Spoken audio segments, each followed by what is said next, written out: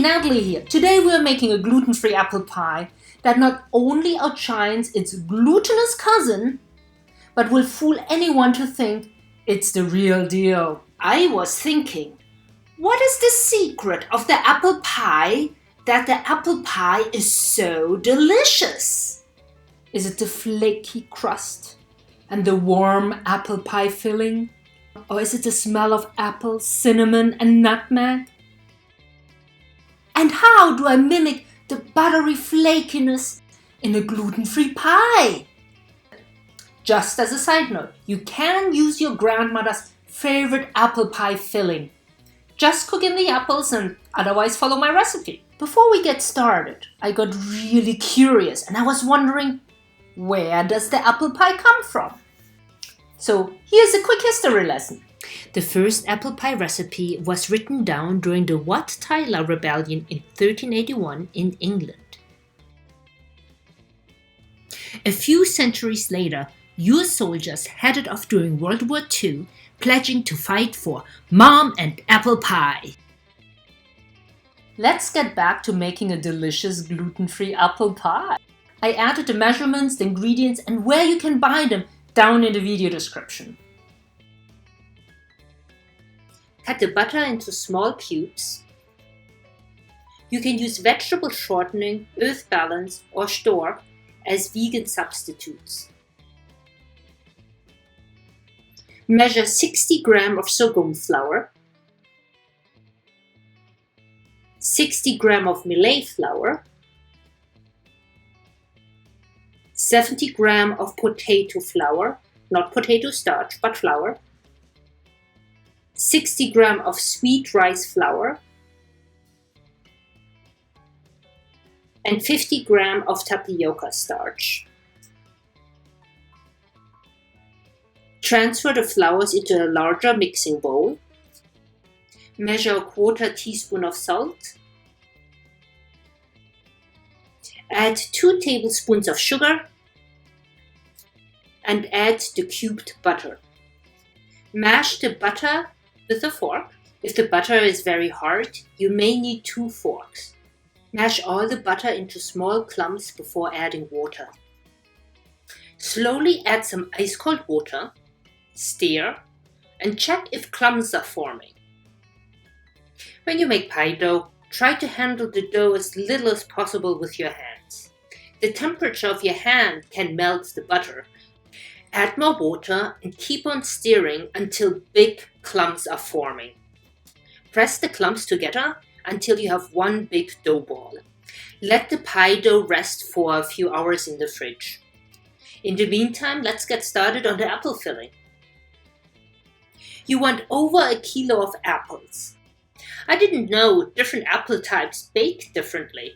So below in the description, check out what are great baking apples because you don't really want to end up with applesauce instead. You can peel the apple, but I often don't.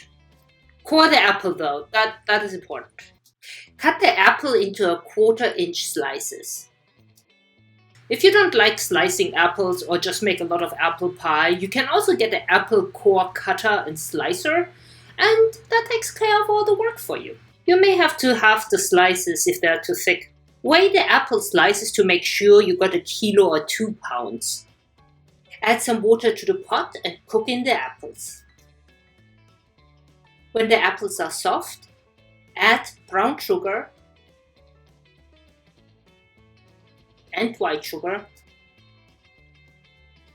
and mix the sugar and the apple with a spatula.